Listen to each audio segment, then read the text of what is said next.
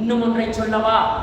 பள்ளி வாயிலில் 2 குத்துபாக்கள் ஒரே நேரத்தில் நடைபெற்றிருக்கிறது. குர்ஆன் சுன்னா என்று ஒரு குத்துபா, அது குர்ஆனுக்கும் சுன்னாவுக்கும் முரணானது என்று. எப்படி ஒரு தைரியம், எப்படி ஒரு வீரம்! அந்த வீரம் இந்த மண்ணில் தான் நடைபெற்றது சகோதரர்களே.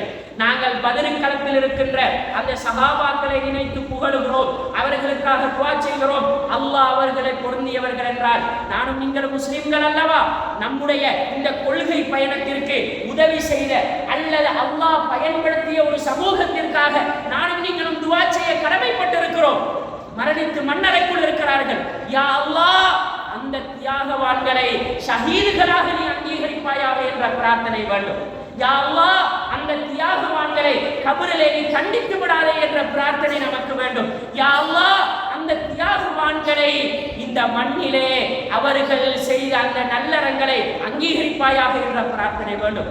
இப்படியான நல்ல நல்ல பிரார்த்தனைகளை இந்த கொள்கைக்காக தியாகம் செய்தவர்களுக்கு நாங்கள் பிரார்த்திப்பது மட்டும்தான் எம்மால் செய்ய முடிந்த ஒரு காரியம் என்பதை உணர்ந்து அவர்களை மதித்து அவர்களுக்காக பிரார்த்தனை செய்வோம். அவர்களை எதிர்த்தவர்களாக இருந்தால் கூட, கபருக்குள் இருக்கிறார்கள், எதிர்த்தவர்களாக இருந்தால் கூட அவர்களுடைய எதிர்ப்படைகள் பற்றி நாங்கள் பேசவே தேவையில்லை.